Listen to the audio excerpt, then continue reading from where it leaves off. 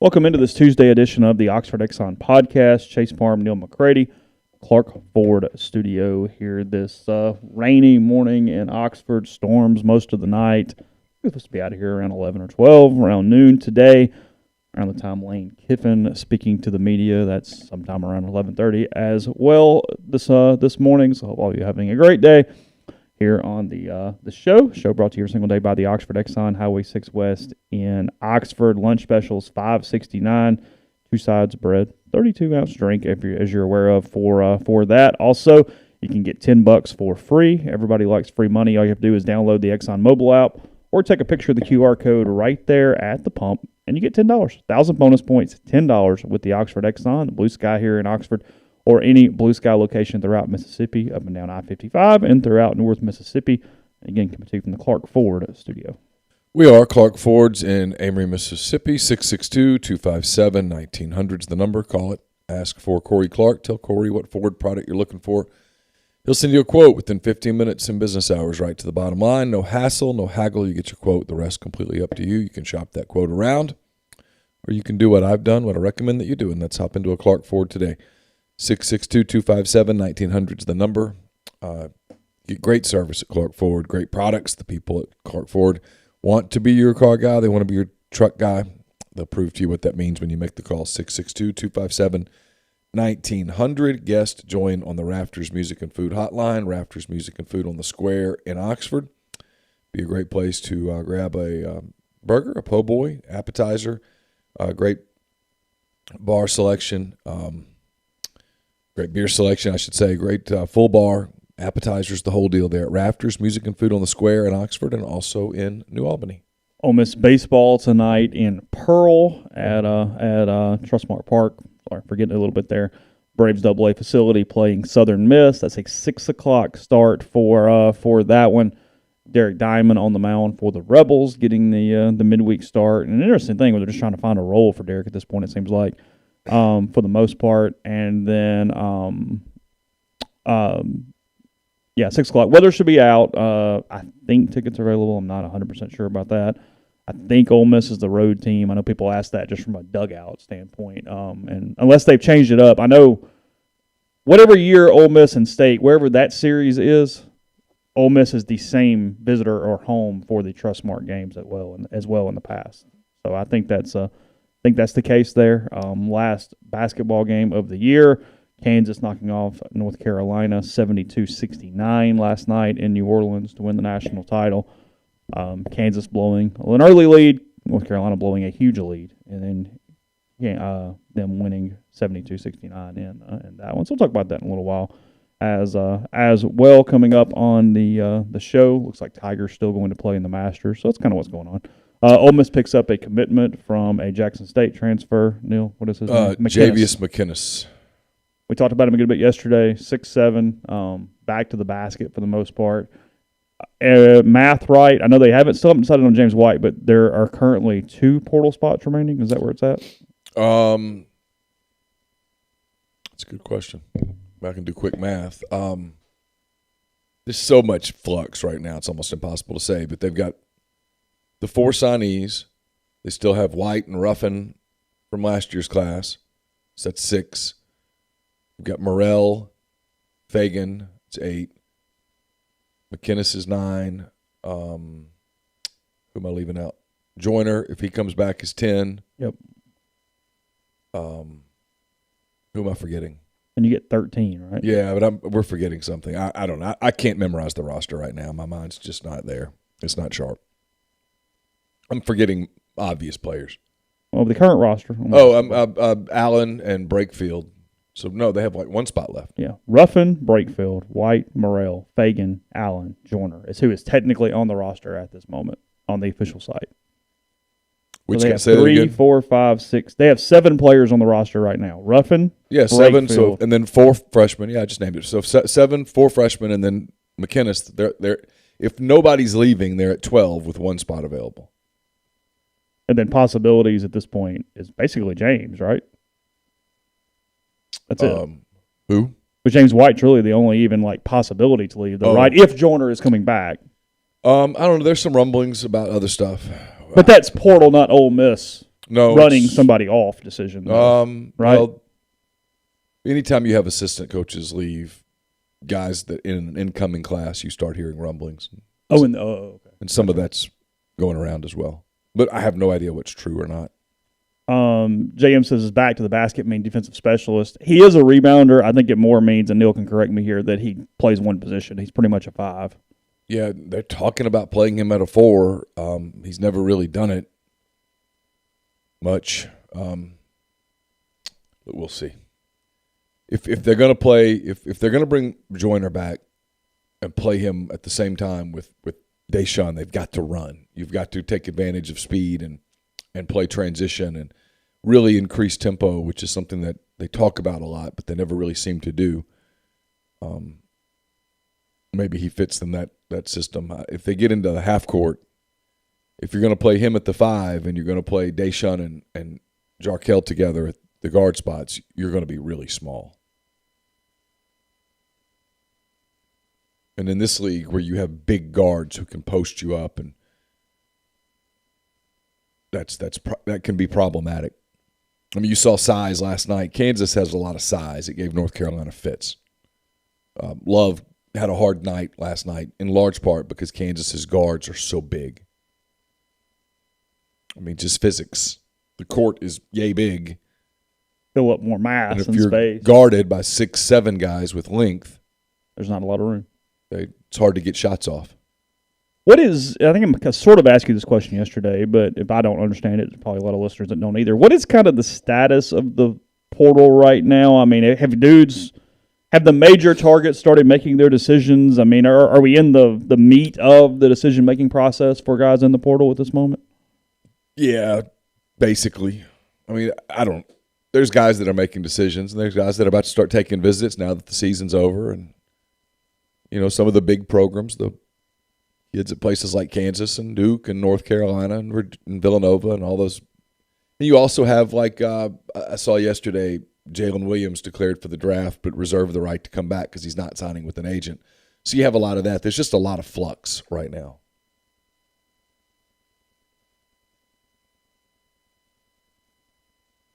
Like I said, I mean, Ole Miss, we don't know exactly, but I mean, there's a possibility, hands are fairly tied at this point with what they can do in the portal. I mean, you got a lot of situations here. So. Well, if you don't clear spots, you have one. I mean, as of this moment, at least publicly, there's nothing else cleared. You have one spot. So, well, and if somebody's going, the river's moving. They need to get in. I mean, you need to jump on your kayak right now if you're getting in the portal. Yeah. So, I mean, the ones you're watching are Jarkel Joyner at NC State. Could that happen? I guess it could. I don't know. Saw where Levi Watkins announced on Twitter, kind of made it officially official. Because apparently it has to. You have to post something on Twitter for it to be official.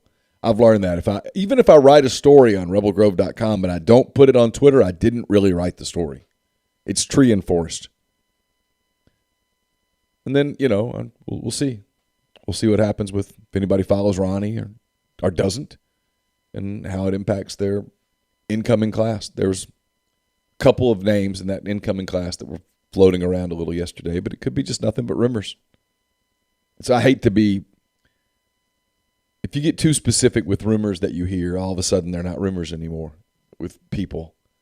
And people get angry that you're reporting something even though you're not. So I'm trying to be careful. I've been communicating with McInnes. As soon as he answers, I'll write a story. Okay. He asked me to send him questions, and I did. You done that yet? You don't do that with baseball much. You can get kids on the phone. Yeah. The new thing with football. Well, probably getting kids on the phone in baseball is you're talking to an 8th grader, but yes, yeah. that is. So you got to call before bedtime. Yeah. It's my favorite running joke with Carl. What's the youngest? Stop. But just asking. The new thing in football now is they want you to DM or text them. It's a sign. Questions. It's just 2022. Yeah. I mean, and I've gotten where it's fine. You don't want to talk to me. Nobody speaks to anybody. Nobody talks. I know.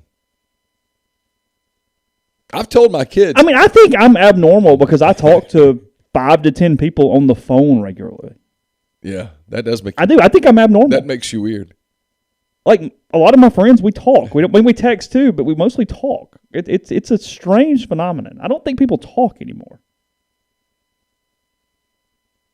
I tell my kids, be able to communicate with your voice.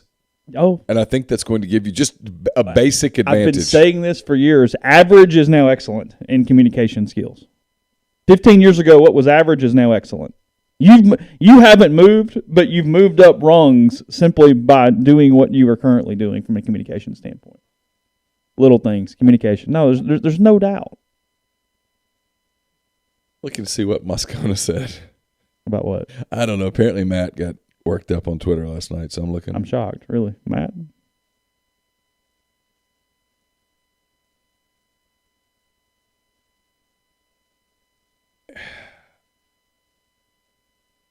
Oh, so Pat Forty tweets, Kansas wins the title. Key injuries to 3 opposing players in this run, Creighton, Villanova, North Carolina. Sure. Moscona says, I can't imagine a bigger hypocrite in sports media. Nary a mention of Bill Self, an NOA, or 5 Level 1 violations. It's a shame. Pat used to be a really good writer. He'll remind you that he did a column criticizing KU for giving Self a lifetime contract. Can't seem to find the phrase, quote, greasy grifter anywhere in there. Pat has been selective with his targets. I'm not absolving anyone, but be careful when you throw stones. It's more than fair. That's fair. All good. Do we have a response? Of course not. No. Oh, no. And here's the deal. I mean, these national guys, I don't care anymore. I'm 50-something. I'm much closer to the exit than I am the entrance. They're in bed with the NCAA. The reason they break the stories that they break is that they're fed them by the NCAA and they're told when to break them.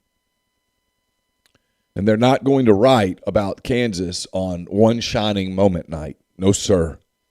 No, sir. Not going to do anything to taint that tournament. It's as if it didn't happen. And quite frankly, and I'm not one to defend Will Wade, but if you're Will Wade and you're like, wait, what? Today? I get it. I 1,000% get it.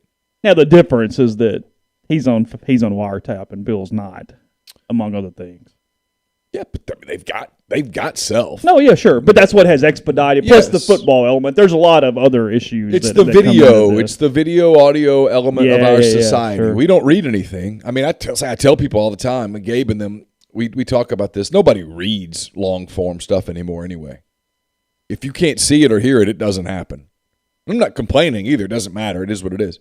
I mean, we've over the years, we've transitioned to podcast and video cast and all that stuff too. So I'd be hypocritical if I was complaining about it.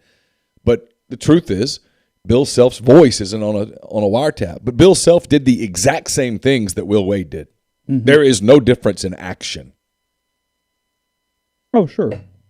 Oh, they all did the same thing. But my point is they got caught by the FBI. And so if you're Will Wade and you're like, geez. So if my voice isn't on that tape, am I still the coach at LSU? The answer is probably yes. Oh, yeah, probably. And so the lesson to these coaches is just go do it. There is no penalty, really, unless you're stupid and get caught. And you have to assume as a head coach that every word you say is being recorded. So you can't say that, but you can send out your minions to do it for you. But come on. There was no mention at any point last night of Bill Self's NCAA situation? Look, if it happened, I didn't hear it. Yeah. Now, I wasn't locked into that game. I'm more asking the audience as much as you. But I was watching it. I watched from tip to finish. Though I've been watching a movie on HBO that I was watching during the commercial breaks, and there were a few times that I caught myself more into the movie than I was the game. Sure. So maybe I missed it, but no, I did not hear Jim Nantz reference 5 level 1s in an FBI investigation. And in an awaiting NCAA penalty. No, I heard no reference of that. Everything was – they did what they do. They're sleeping with the NCAA. And this is the night – this is the night that the champagne has been corked, the candles have been lit – He gave a tie to somebody, I'm sure. The room is just perfect. Nobody's going to spoil anything on this night. This is the weekend. This is the NCAA's moment. This is the one shining moment, which is perfectly timed to be 3 minutes. I mean, everything. This is the whole deal. No one's going, if you spoil that, you're not going to be welcome to the party the next time. And these people want to be at the party because the party for them includes breaking stories. Oh, they got to push it all the way. They got Will out early, so that didn't become a deal if they made some run and you're having to deal with that story because that was so front-facing, you whatever. They kind of got the perfect tournament. They get a 1 seed to win. They get 4 blue bloods in the Final Four. Now, the injuries look, Kansas did have a road that was stupid easy, but sure. Nonetheless. But Kansas was a really good team. They were. Yeah. But it was potentially the easiest national title road in history, sure. frankly. Sure. Not their fault. No, not their fault. I won't hold that against them. No, it counts. No asterisk or anything. They get the St. Peter's thing all the way. Like, it was literally, from a TV standpoint, a perfect tournament. Oh, yeah. No, when they do the one shot, I watched it this morning. When they do the one shining moment thing, they've got all the storylines. St. Peter's was a big one. Mike Krzyzewski was a big one. Gonzaga getting knocked off. All those things. Even the first 4, you get the buzzer beater when Chattanooga hits the shot. I mean, the whole. They didn't even include that. I mean, they had so many storylines that they were cramming it all in. No, it was a hell of a basketball game last night. I mean, I really wish the kid hadn't gotten hurt in the final minute because it did change the game for sure. It did. I felt bad for Brady Manick, who slipped on the last play. I mean, it just happens. It looked like he turned an ankle. I really, really, just for the drama of it, needed North Carolina to hit that 3 after they stepped out of bounds. And send it to overtime. After he steps out of bounds. I was pretty tired. I was glad it didn't go in. You were good. Because I couldn't just turn it off. Carson was down there with me, and he was cheering for North Carolina, and I wasn't really cheering. It didn't matter to me. I told you I like Hubert Davis, and Hubert Davis's first half interview is so funny that I think I was kind of cheering for them at that point. But there were things about North Carolina that irritated me throughout. Yeah, so who did you find yourself in the second half kind of? Nobody. Really? Yeah.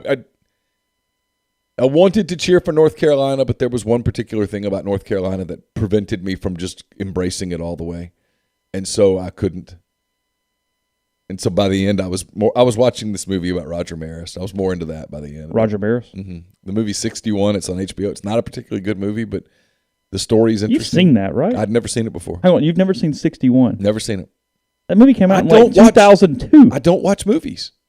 Okay.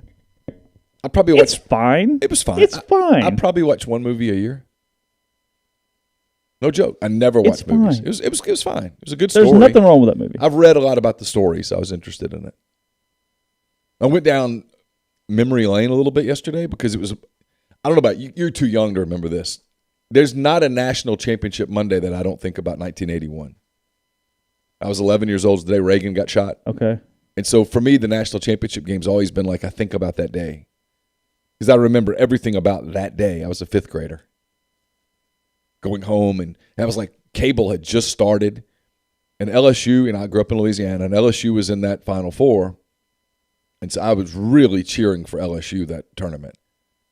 And LSU was playing Virginia in the consolation game. It was the final consolation game. And they didn't know whether they'd play the final that night, Indiana and North Carolina, until they knew that Reagan was okay. I actually found a broadcast of that game and watched a lot of it yesterday, just kind of like because it was different.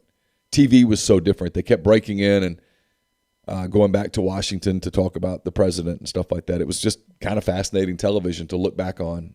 Kind of one of those sort of 1994 kind of moments then, like, the June 17th thing. Like, it's sort of the day with multiple things and trying to weave it together and, it was really interesting. What's the producer doing and how do you get through it and all those different factors. It was interesting. So I blew 2 hours of my afternoon doing that.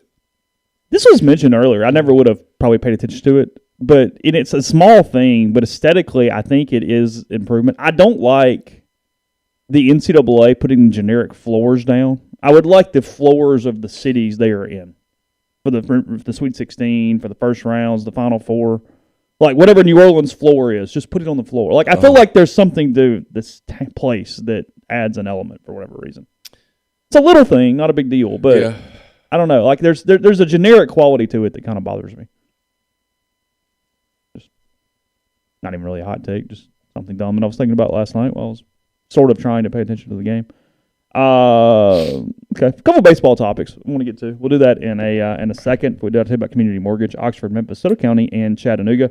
All underwriting and processing is done in Memphis. They're getting local underwriting and understands your market. A leader in condo financing, the float down option, and more. You can find Jason at 662-234-2704 or JLOWE at communitymtg.com. We're also brought to you by Grenada Nissan. I've got to open pages.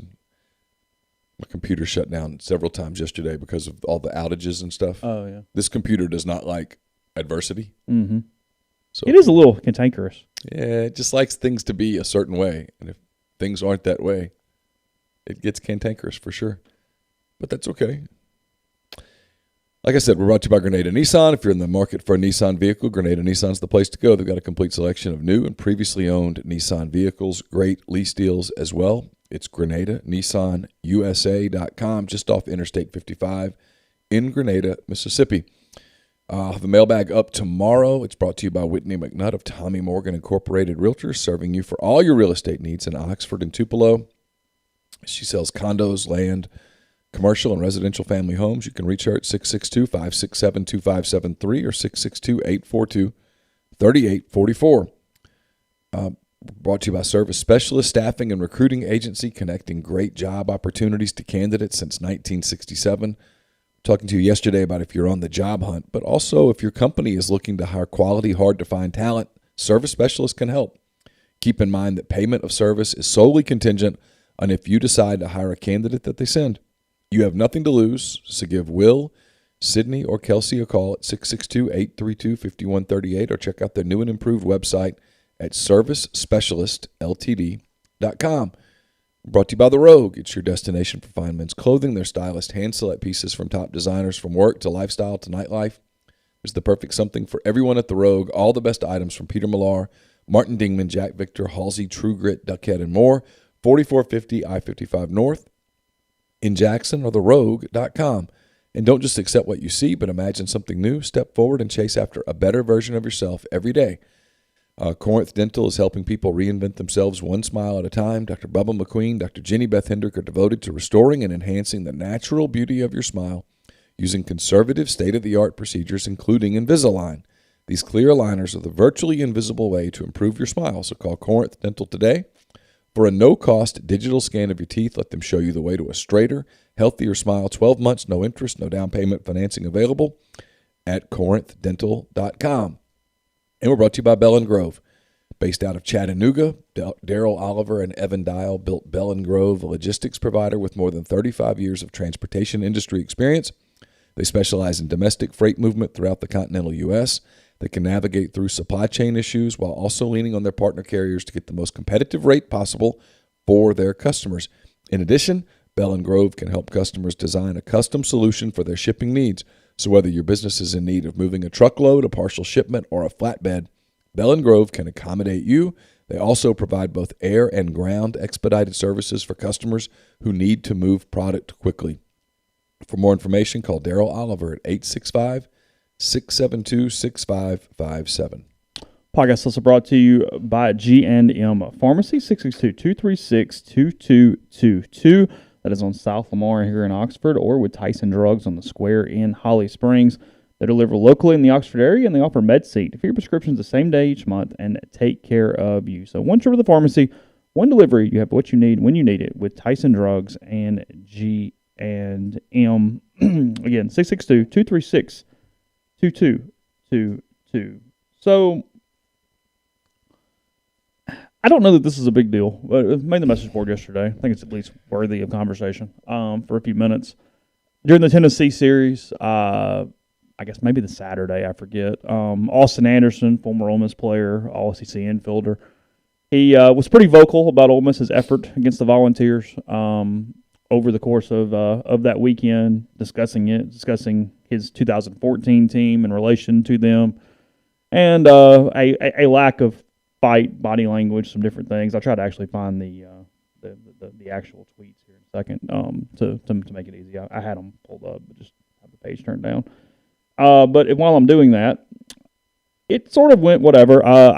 Full disclosure, trying to get Austin on the podcast to talk about it. I don't think he's ducking me. I think we're just having some schedule issues. One of my more favorite players. We have a good relationship. I think everything's fine. But all right, so here we go. He says, this is on March 26th at 8:10, so whatever day that is.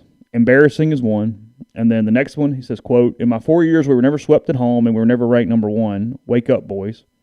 After that, I know I've said negative things, but just being real. I love Ole Miss, especially women's baseball. With that being said, the interviews and mindsets of these players are asinine. Boys need to crank up the machine to 110 and learn to crush a first-pitch fastball.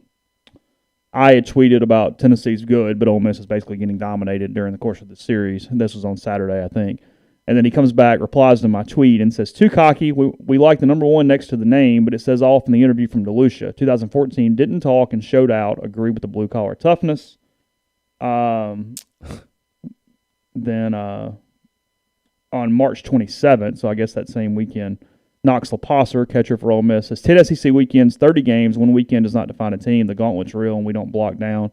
Back down, not in 2014, not now. Stay with us, basically talking to Austin, trying to cool the Jets. Mm-hmm. So I guess Sunday, I don't have a date on this. I think it was Sunday after the game was over. Reagan Burford, who coincidentally plays Austin's position, he tags Austin in a tweet from Ole Miss Baseball where they put up the Road Warriors win 2 out of 3 thing, right.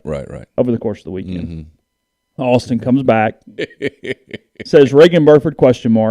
And then he says, I don't know what the point of tagging me in this is, especially because you don't even follow me, so you made a point to find me. But y'all just need to keep y'all's heads straight. Tennessee's really good. Auburn and Kentucky are trash. You should have beaten them, and you did. Now keep it rolling. Comes back again. And by the way, brother, these stupid stats don't mean expletive. Go out, beat some expletive, period. You have 7 more SEC weekends. You also have made history being ranked number one and then being swept at home. Humble yourself. Love supporting y'all, but not sure your intentions on tagging me in some pointless stat who is an All-American and a part of the best Ole Miss baseball team of all time. Show me your game, dude, from Austin there. Okay, a couple different things. One, and this really isn't even directed at Reagan in general, current players stay the hell away from social media. It is never a good idea. You're never going to win this. And in baseball especially, for a couple different reasons. One, the Ole Miss fan base is very emotional about baseball. Even the calm ones are pretty emotional about baseball. And Twitter especially lends itself to a level of roller coaster trolling that is, it's all over the damn place when it pertains to Ole Miss baseball. So in a game that goes on this long in a marathon of a season and where mindset matters too much, because I'm just being real here. I've known Ole Miss players in the past, over the last 15 years, who have had their seasons crushed by Twitter and them taking it too personally and can't get over it. I'm not going to name names, but where seasons were directly impacted. So stay away. Look, Austin got a little carried away for a couple different reasons. But responding to him is the worst thing that could have happened right here. It just doesn't make sense. It looks like you're paying too much attention to social media. It looks like it shows that you are. Yeah, you're not focused as you should be on some other things. It's taking it personal when it's not personal. Now, look, I'll also tell this story because I was wrong, but Austin is forgetting. Yeah, they were not swept at home, but in 2014 they went to Tuscaloosa and got popped 3 times in Tuscaloosa. They got swept in Tuscaloosa to the point that. Still to this day, I was laughing about it because I walked off. I got in the elevator. What is there? I keep forgetting Alabama's Thomas Sewell Stadium. I got in the elevator at Alabama's Park with Jeff Robertson, and I said, "This team has no chance of going to Omaha. They look like crap. They fell to whatever they fell. They obviously figured it out. They go on a big run, but they had a weekend too. It wasn't like that 14 team was infallible over the course of the season. And Austin was on some 12 and 13 teams that were bad at times. Frankly, the teams that got Mike in trouble. But no, this is on the current team. This is on a mindset. This is on just in general. Like I said, I thought they showed some toughness on Sunday, but I don't know what happened or didn't happen. We're obviously not in the locker room. There's some leadership, though, that's got to come through here. Hey, guys, stay off the damn internet. Stay off the phone. Stay off the Twitter. Just focus. Get on this. Even if you are focused, it looks funny. So I don't know. it's all playing off those quotes from the weekend, which I have differing opinions on all of them from last weekend. The Tennessee weekend? Yeah. Quotes weren't the reason they lost those games. Oh, God, no. Mindset wasn't the reason they lost those games. Yeah. And neither were doctored bats. Tennessee's 9-0 in the league. They are. They haven't lost a game in like a month and a half. I mean, they're really good. If they didn't trail to Vanderbilt, their lack of trailing is like 230 innings or some crap now. I mean, Ole Miss is 4-2 on the road in the SEC. It's okay. It's good. Everything's fine. The Ole Miss baseball social media angst, and I should be used to it by now, but I don't follow it the way you do. It's almost inspiring. Honestly, it is just pitch by pitch over such a long season, and it starts before league play, and it's just people say all that matters is June. No, stop. You're consumed by March. There's a microscope put on it that is it's different. So I don't know. I mean, he shouldn't have tagged him. That was asking for this. You can't win at that point. That escalated it. But he's a young guy. He was pissed. Yeah. They probably expected a level of loyalty from former players that he felt like was violated there. I'm guessing. I have no idea. But in an ideal world, you tell guys, hey, man, get off Twitter. But getting off Twitter is a hard thing to do. Hand raised. I've tried. Yeah, I don't know that the angst on social media is actually worse this year. There's some kind it's always bad. Yeah. And it's frankly bad across the SEC West. Well, if they lose tonight, people will lose their minds. And it doesn't matter. There is a football mentality with social media in the SEC West for baseball that... Yeah.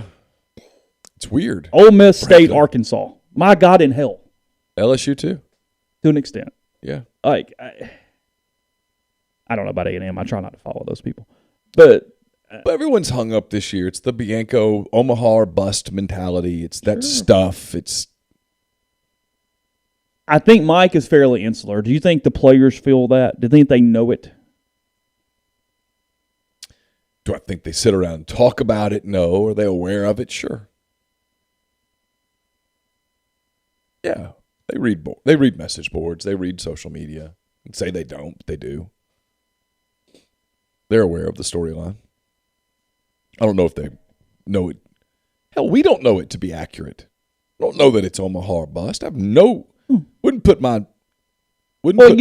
don't want concrete definitions like that. I mean, there's lots of things that could happen. Sure. But I mean, if someone said if Mike doesn't make it to Omaha, is he fired? I have no idea. I'm not willing to be that absolute. No clue. So I doubt if the players are sitting around talking about that, but they know. They know stuff. But look, what's the crowd going to be this weekend? Good. Yeah. Really good. Yeah. If they get 2 out of 3 this weekend, they'll be, put them at 6-6? Yeah, that's correct. Put them kind of right there. You've played the best team you're going to play. You're only going to play one other team that right now has a winning record the rest of the way. I mean, so kind of everything's okay. Someone posted a Pythagorean theorem. Saw that. Expectations. Yeah. Where Tennessee goes 26-4 in the league. And, hey, if you told me, hey, you want to go over under 25.5 on Tennessee, I'm thinking about the over. Because the rest of the league's kind of average, and there's nothing average about their game.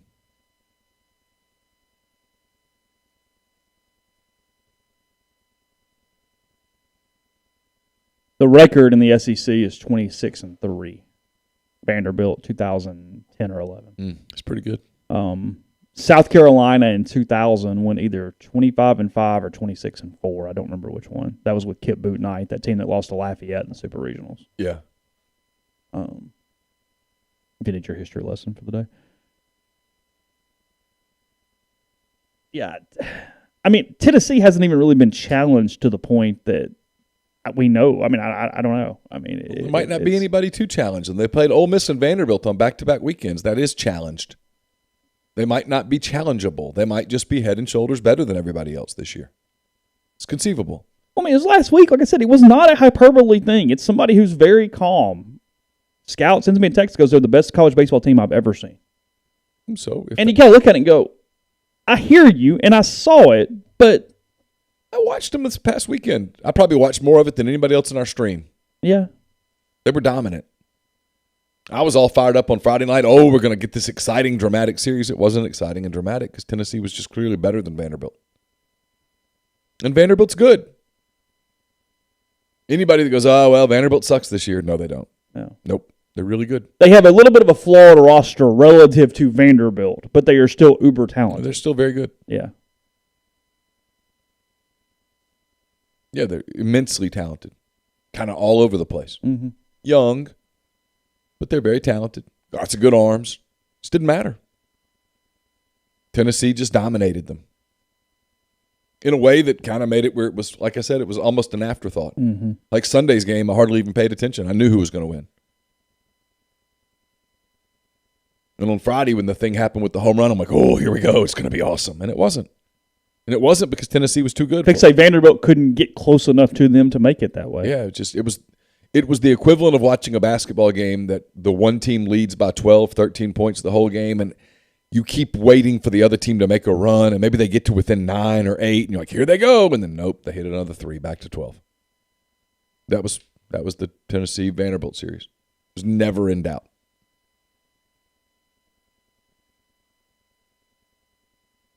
I'm interested in, I mentioned it quickly a minute ago, I'm interested in Derek Diamond's mindset tonight, just trying to get him going a little bit to see what you have with him. I mean, look, if Ole Miss is going to do something major this year, he's got to be involved in some way.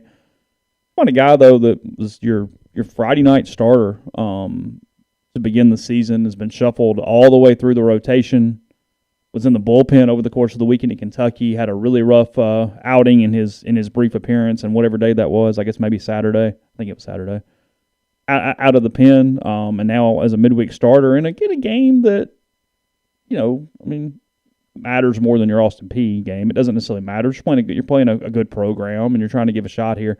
So if you're watching one thing tonight, it's not even the win-loss. It's just sort of what Derek looks like. If you can get some sort of energy, some sort of confidence, if he can get through the order a second time, where he's at as a pitcher and just kind of mentally at this point in the season for him.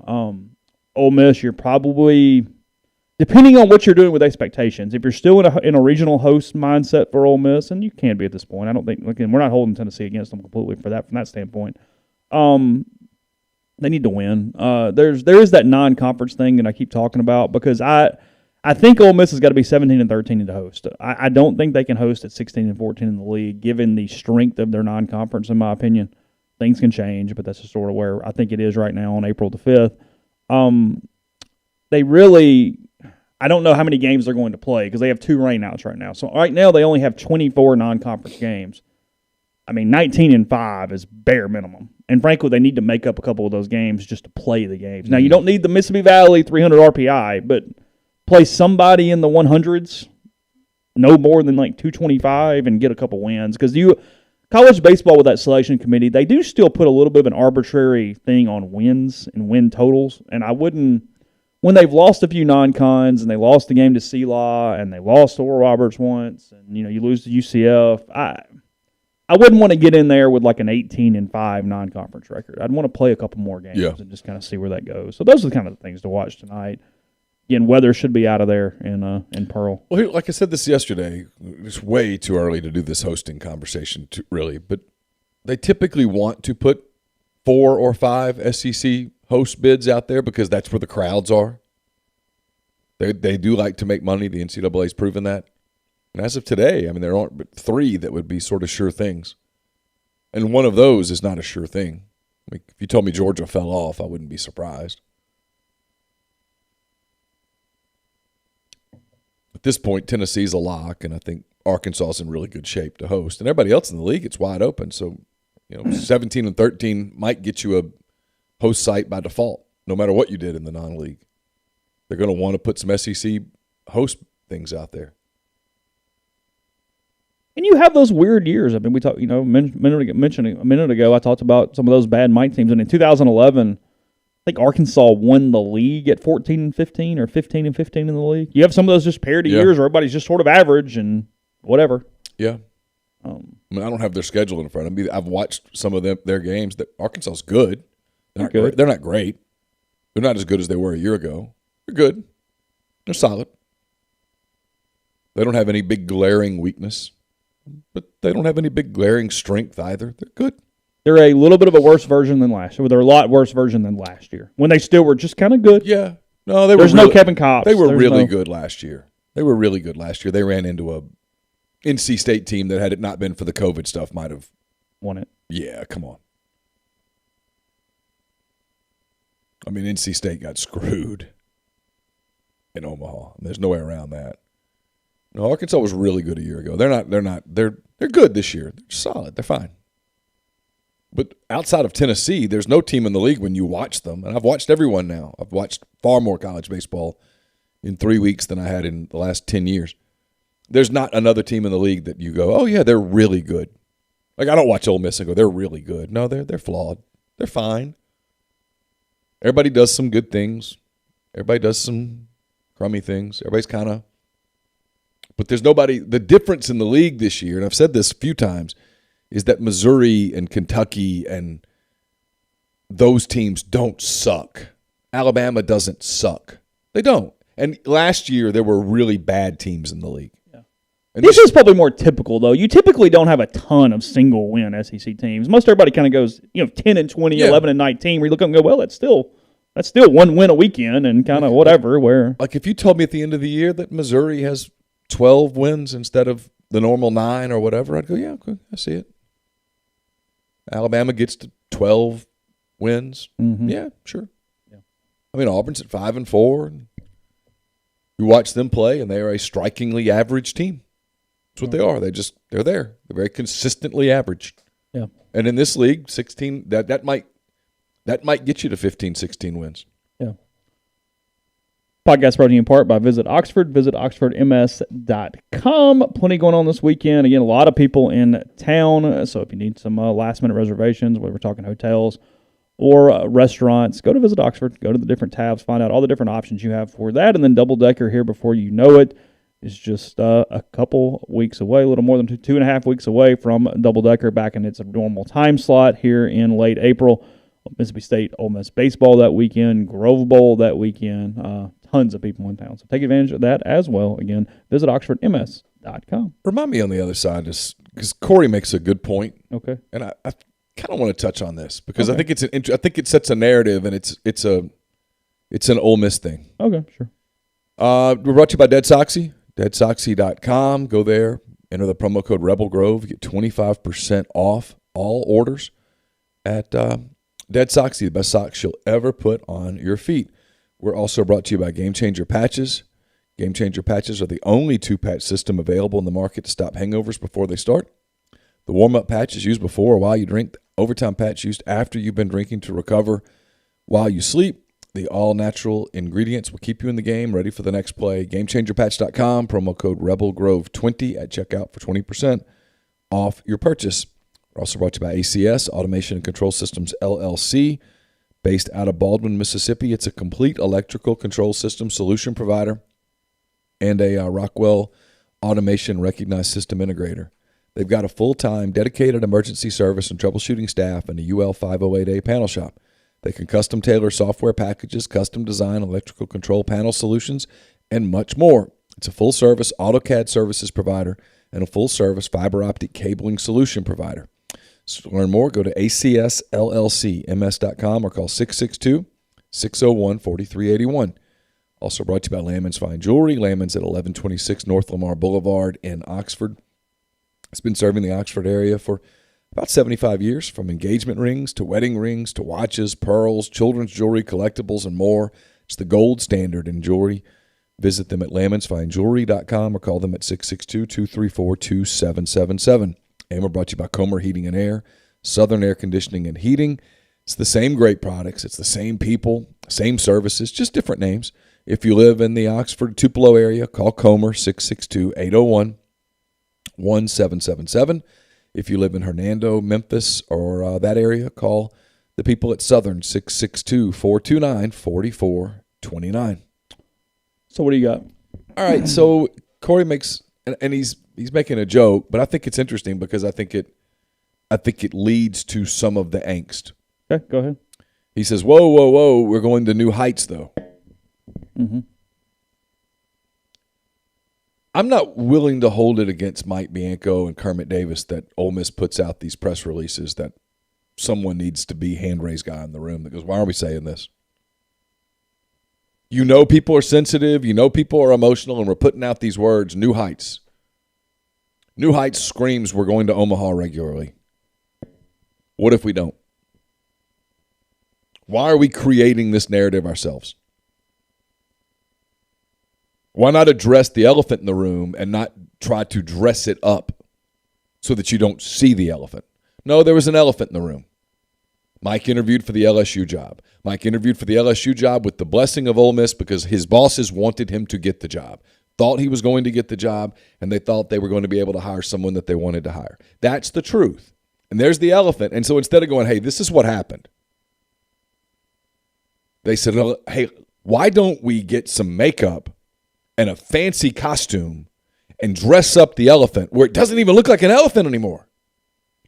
Well, and you're obviously not going to tell the truth, and you shouldn't. But, yeah, there's a middle ground to go, hey, we believe in the program in place. We're doing all we can. He's our coach, blah, blah, blah, blah, blah, without those words. Yeah.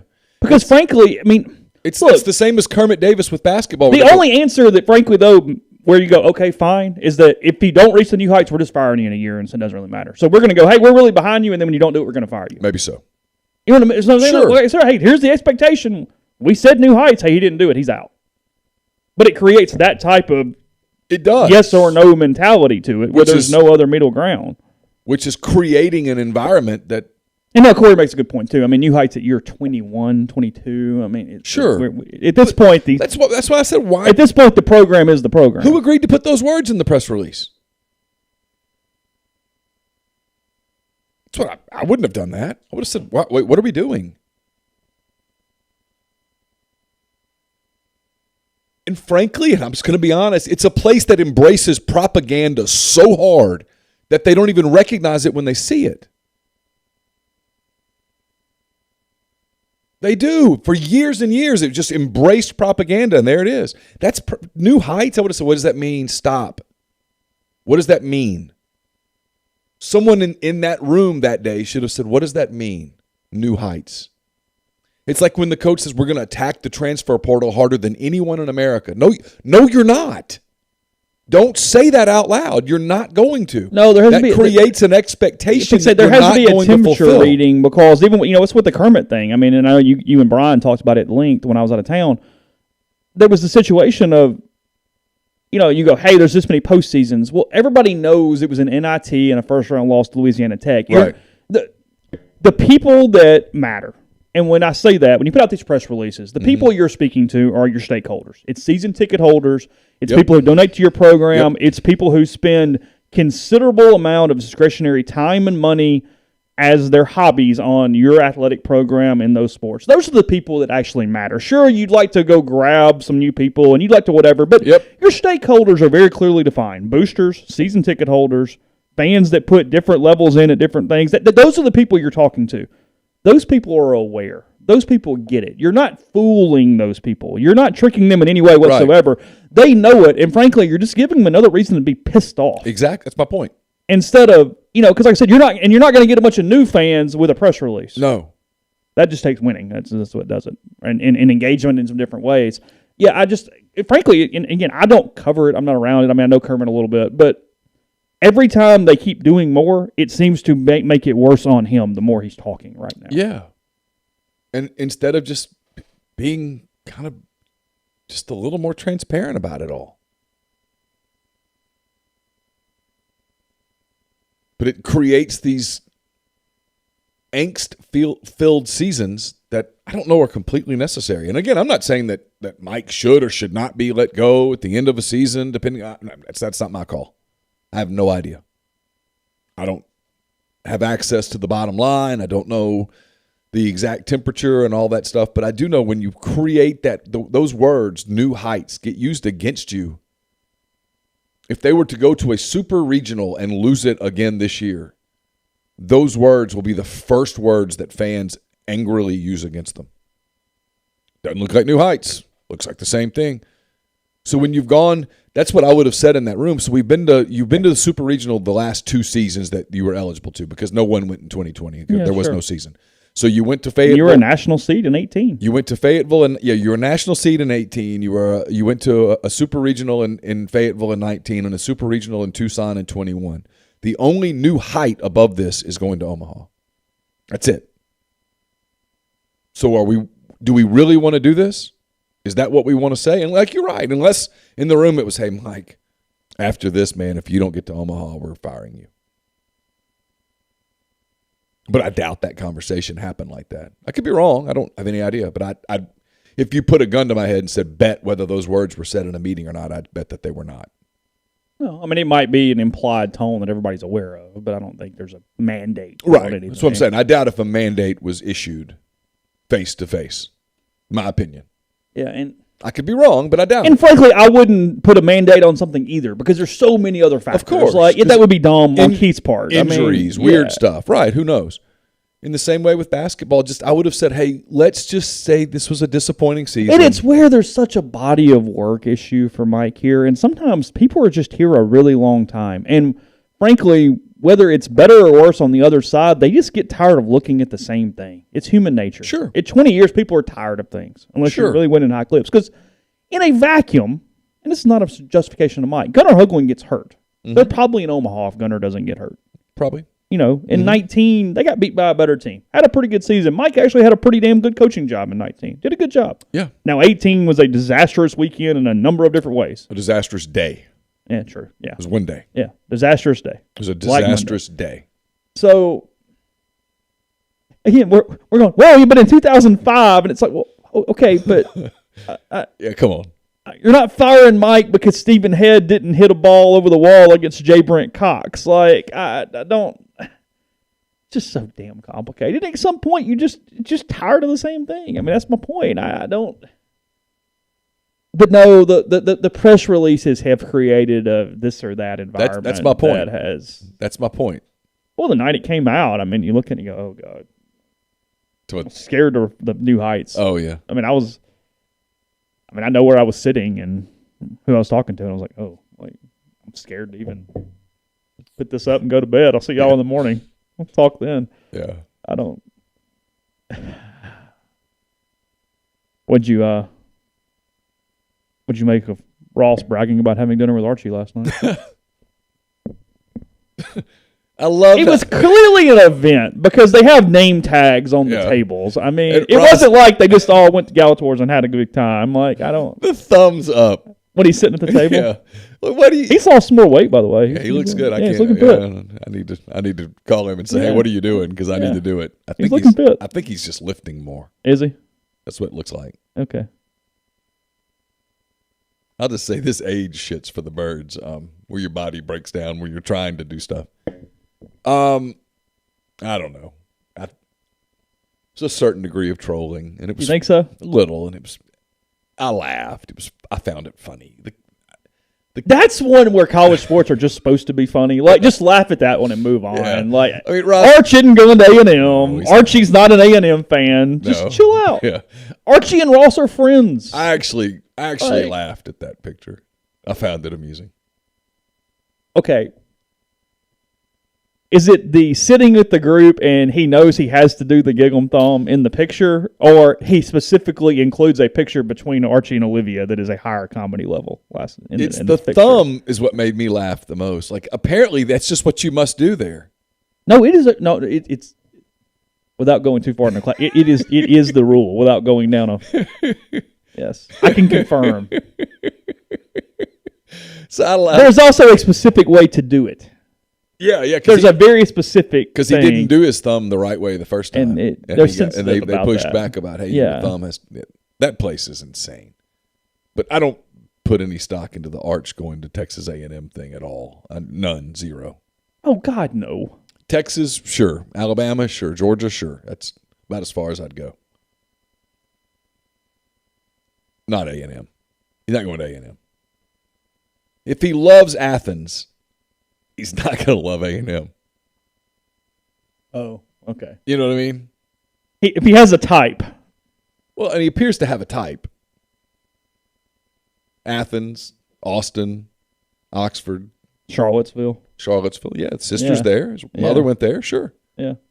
He's not going to Virginia. No, but they like it there. The sister's there. Frankly, Tuscaloosa is the odd man out in this conversation. Likes the Alabama program the most. Yeah, that's what I mean. He likes the Alabama program the most. There's no question about that.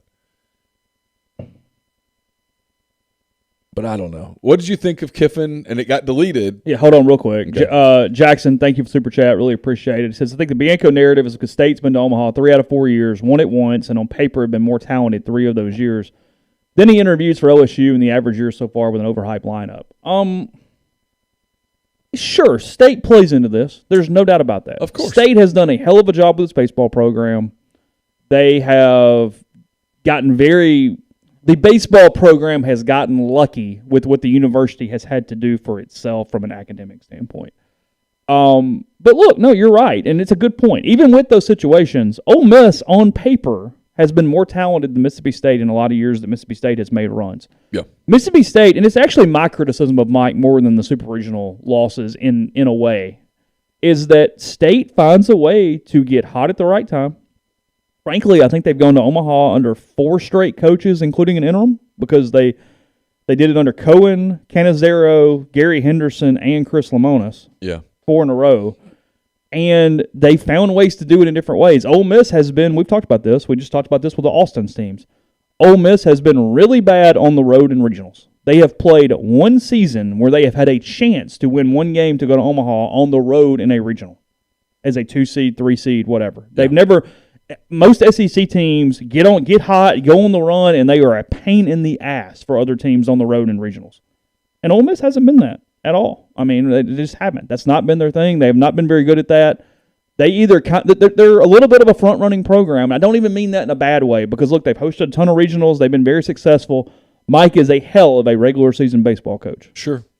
But they haven't been able to kind of do it when they're not really top tier. They can't get hot and do it, and State has, and that's, look. And it's a perception that Mike's teams get tight Sure. and that State's teams don't, and I don't know whether that's true or not. I have no idea. I'm not inside the dugouts, so I don't know. But State wins more at that point of the season. Yes, absolutely. That's statistically not debatable.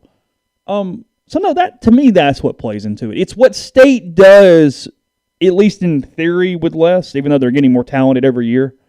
It's also, in theory, what they're able to do mentally and as their program and kind of what their program expectation is and how it funnels down and different things. It's those things where State sort of just thinks they're going to figure it out at some point, and they have. Whereas Ole Miss, it's the cancer that becomes malignant because when you don't figure it out and don't figure it out and don't figure it out, it becomes a big boil that's hanging off the side of your neck. Who does State play this weekend? I have no idea. I'll be curious to see what they do this weekend. I think Sunday was big for them because I think they did figure some things out. Oh, really? Yeah. One day? Yeah, it was interesting. Body language was really good for them on Sunday. You would never, if you just dropped somebody down into that stadium and said, who's won these last, you would have never known. Oh, really? Yeah, you would not have known they'd gotten popped 2 nights in a row. Your SEC weekends are Vanderbilt at Auburn. Oh, it's interesting. Opportunity for the Tigers there. Yeah, big spot for Vanderbilt, too. Got to get off the mat a little bit. LSU at Mississippi State. Oh, that's big. Missouri at Tennessee. Oh, Ooh. God, help the Tigers. Good luck. 12-0? Probably. Yeah. 12-0? Yeah, sure. Arkansas at Florida. Oh, big for the Gators. They're 3-6. Yeah. You get popped there and you're in trouble. Alabama at Ole Miss. Georgia at South Carolina. Oh, it's interesting. That's not it's not bad. Opportunity for South Carolina because they get back-to-back home weekends. They get the Rebels at home next weekend. So 6 in a row at home for them. Coming off that's bad 2 out of 3 loss in Columbia. Yeah. Other Columbia. And then Kentucky at A&M. It's interesting. It's Yeah, A&M probably gets 2 out of those 3. Lemonis 1-8 against Arkansas. How about that? I didn't realize that. Do what now? Lemonis is now 1-8 against Arkansas. He was about an inch away from being 0-9. Really? Yeah. The kid hit that rope down the first base line in the 11th, I think, with the man on second. That if it's a half inch higher, it's ball game. Yeah, sure. Yeah. Okay. The sound off the bat was, you're like, oh, that's a hit. And then it wasn't. Well, it was right at him. And the kid, Hancock, made a leaping play. I mean, he caught it at the apex. A hell of a play. State, look, I don't think they're overly good, but you are right from the standpoint of if they found a way in the tournament, there's hardly anybody would go, oh, God, they're my 3 seed. No, they'd be loose. And they for whatever reason, they seem loose in the postseason. And Ole Miss always seems tight, whether they are or not. I don't know. Some of that's they've gotten there. I mean, look, I get that. Look, Tim Elko and Peyton Chatinier and those guys, they don't care what happened in 2009. That's not affecting their play. But there is something to a program that is known as an expectation inside the program that they get it done or they don't. And you're trying to get over that. It carries a little bit. I mean, it just does. It just is what it is. So we'll talk Lane Kiffin's tweet in a second. We'll talk about Johnston Hill Creamery, small batch artisanal cheese made locally here in-house in Oxford. It's just off Molly Bar on White Oak Lane. Charcuterie, got a bakery, catering, grazing tables, and much more. That's cheese at johnstonhillcreamery.com or 662-419-9201. With Easter just around the corner, they've got the carrot cake. You can go ahead and pre-order. That's cream cheese icing, toasted pecans. Feeds 8 to 12 there. Got an Easter dessert box, cheesecake cream puffs, chocolate-covered pretzels, fruit, shortbread cookies, or a grazing box, a little more food. It's got plenty of different options in it as well. So all those things, you can find it on their Instagram page at Johnston Hill Creamery or johnstonhillcreamery.com. And again, give them a call, 662-419-9201. Southern Traditions Farm summer camps are set. May the 30th is the first one through June the 4th. And you got June the 6th through June the 10th, the 12th through the 16th, and then June 20th through the 24th.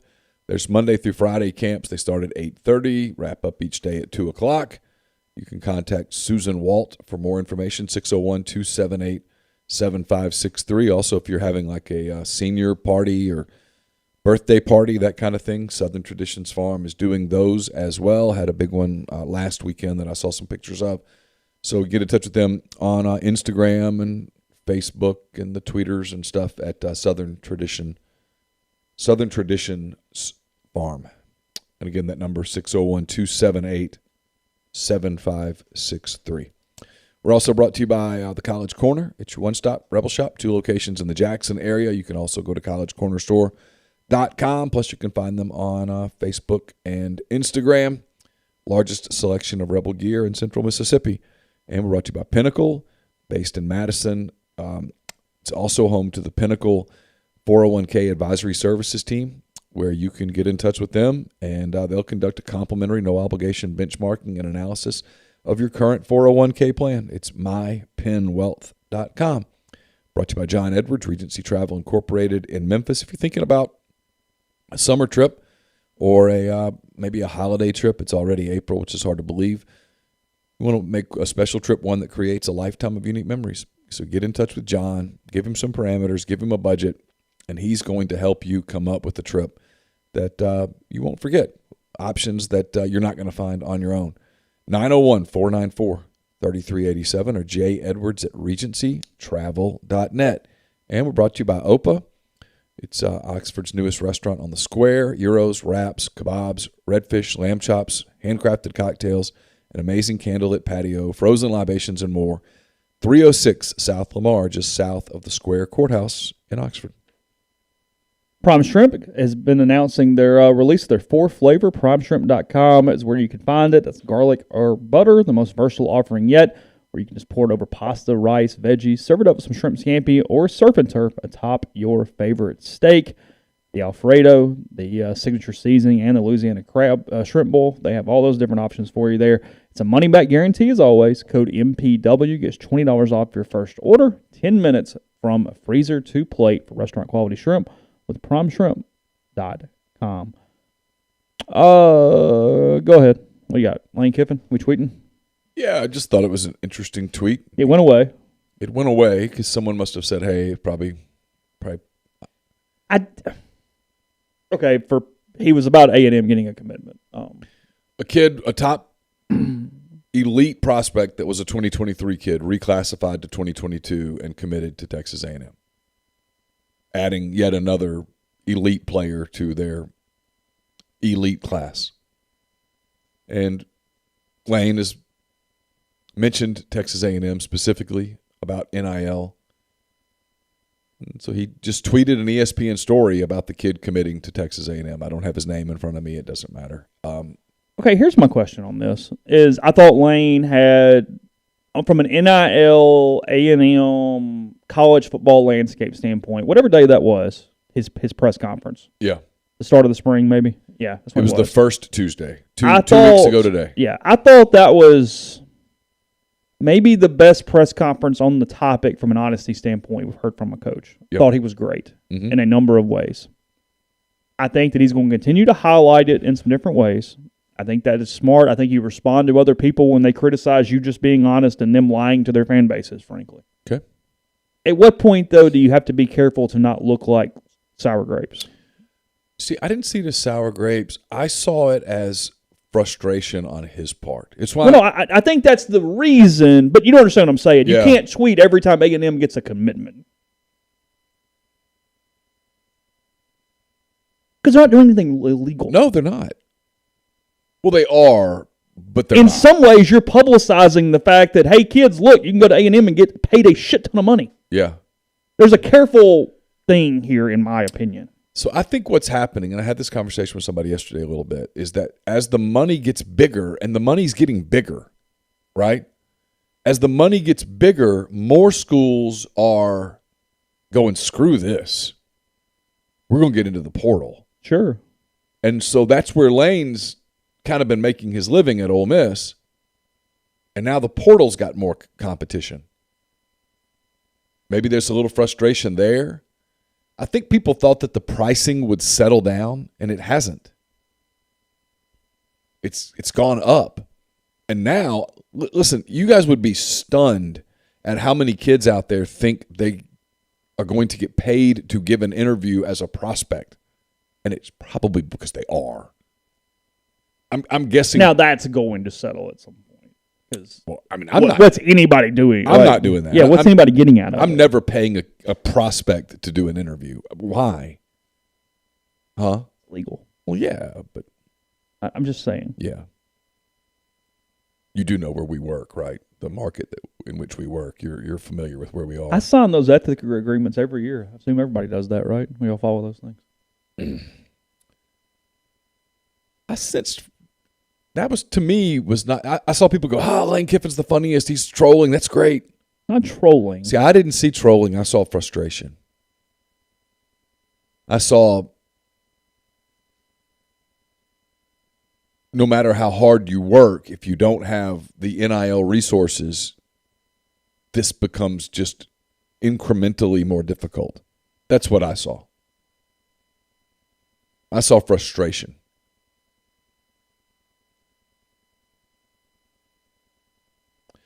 Because I think people continue to wait for the NCAA to go, hey, you can't use NIL as an inducement, and we're going to enforce it. And yet there is no enforcement of that.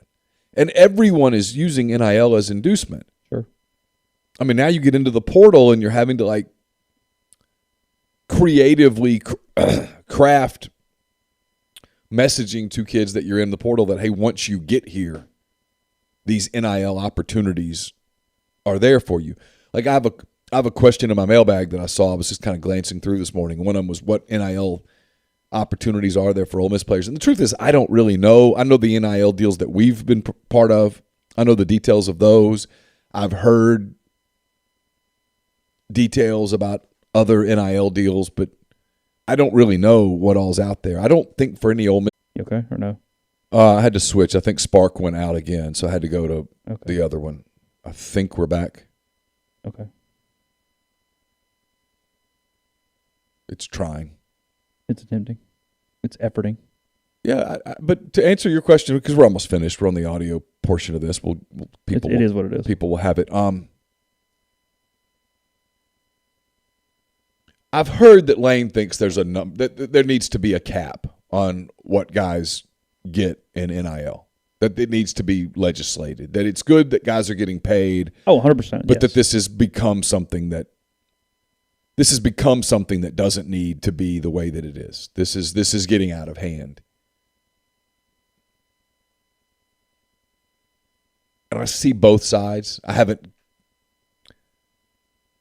It saved it, by the way. Did it? Yeah. Okay. I'm trying to be thoughtful about this. Like how do you do that? I mean, am I for a cap? I'm generally not for a cap. If someone came to me and said, "Hey, we're going to cap your earning potential at X," I'd say, "Well, what if I can make more than that?" No, you can't. That's it. That's all you can make. And then I go back to the. So I don't. But a cap is not solving the problem. The inducements are the problem, not the total amount. Because here's the reality: if you put a cap, let's say you put $50,000, a player can make $50,000 in NIL. That's the cap. Then the black market's going to continue to go. And so here's the bottom line. Unless the NCAA is going, or Congress or whoever is going to enforce these, quote, rules in a punitive way, sure. This is the new landscape. And there was no cap on the black market. Some kids from one school only get so much, and then another school they get whatever. Of course. I mean, it's the same thing. Of course. Nothing's actually changing. Nothing. The change now is that the money's exponential, and you see like this Nico Iamaleava, if that report is accurate, I mean, my God, millions.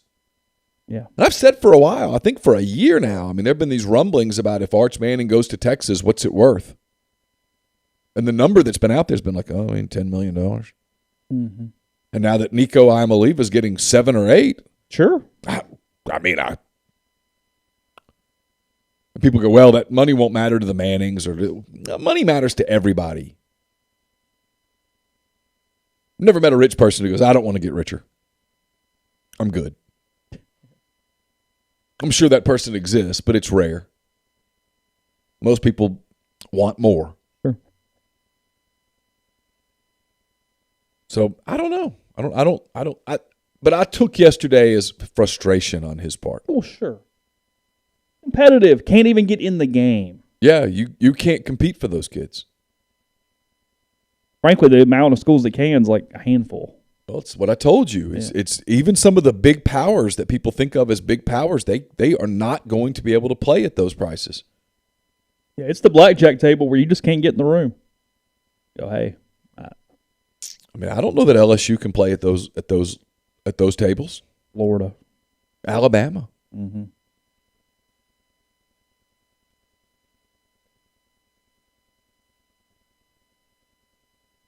So Ginger says it was always going to get out of hand. I agree.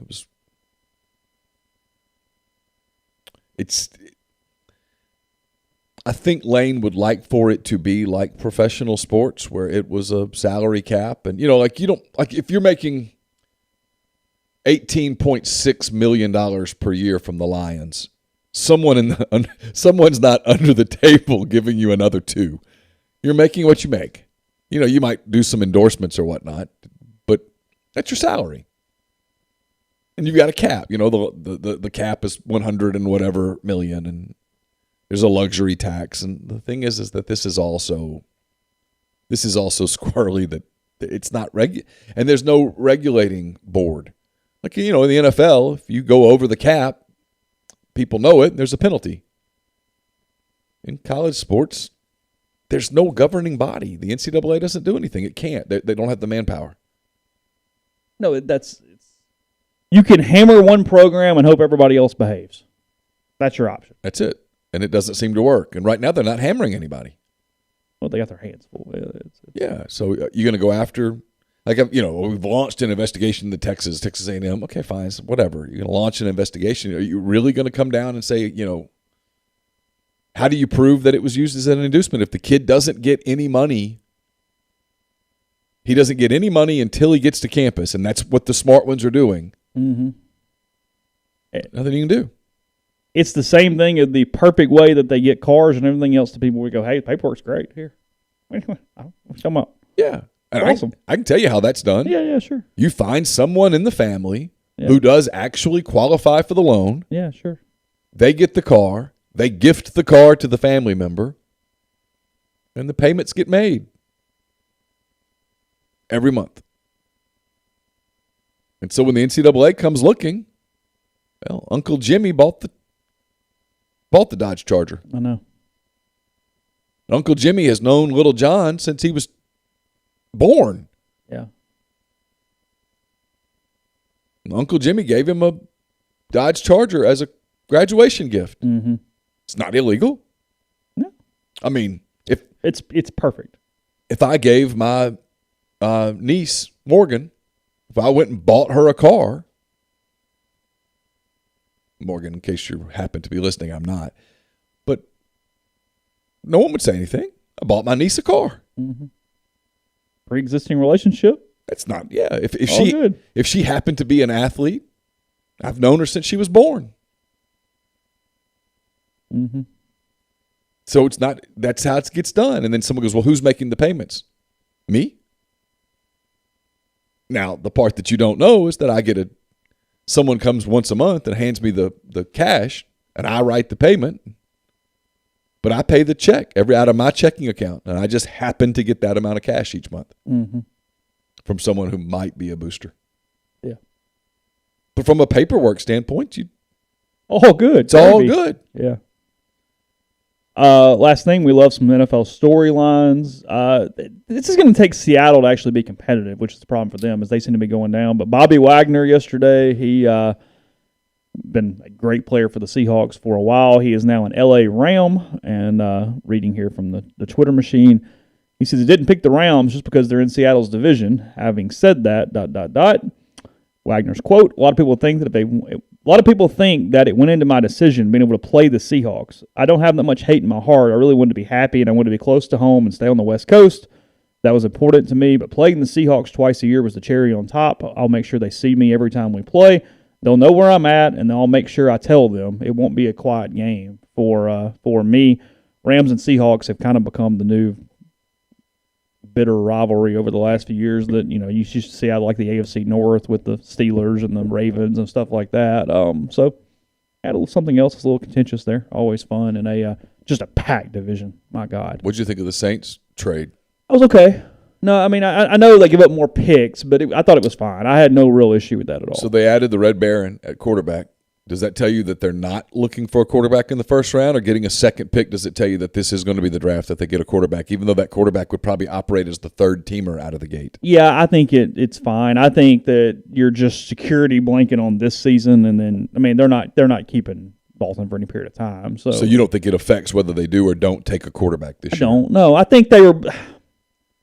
Look, it's not ideal, but I think they would be more than fine keeping 3 quarterbacks for one season and just sacrificing that roster spot and figuring it out. Because I think they're almost. It tells me they think they can win now. So what we're going to do is, just in case James gets hurt, we got Dalton, and we can try to manufacture this thing. Dalton's an insurance policy. Yeah, he's just there for this season in case there's an injury. Yeah, and then move on and figure it out. No, I don't think so. Because they have 16 now. Is that right? Yeah, 16 and 19. Tells me. See, I looked at it. I went, oh, they like Malik Willis. Potentially, yeah, because you jumped ahead. Yeah, that they like Willis at 16, and they think Willis is the upside, but he's a project that needs a year. And in this scenario, you could develop him for a year, but boy, your window kind of closes. Or you could take those 2 picks and fill the gaps. Yeah. So no, it was good. I had no problem with it. I saw Romero was good with it. It's been mostly positive from a Saints fan standpoint with them doing that. I mean, draft picks are probably not as beneficial as they were. I think things have changed a little bit with a lot of mindsets in NFL front offices. So sure. I mean, it was a joke yesterday. My brother was talking about it. He put on Twitter, the Rams opened up a can of worms by showing total disregard for first-round picks, and you can win that way. You can't win that way. You got to be smart. You got to be able to spend the money. But no, there's not one path. You can do it a different way, especially to fill holes. So all good. All right. No stream tomorrow. There will be a podcast back normal time on Thursday for a show. So 1 day hiatus for that, but you will have a show. You just won't have the stream we're doing right now. And then on Thursday morning we will. So hope you all have a wonderful day. Again, Ole Miss, Southern Miss tonight, 6 o'clock from Trustmark Park in Pearl for that one. We'll have reactions to that in real time if you'd like to participate in this thread or afterward on rebelgrove.com. So have a good day. We'll talk to you soon.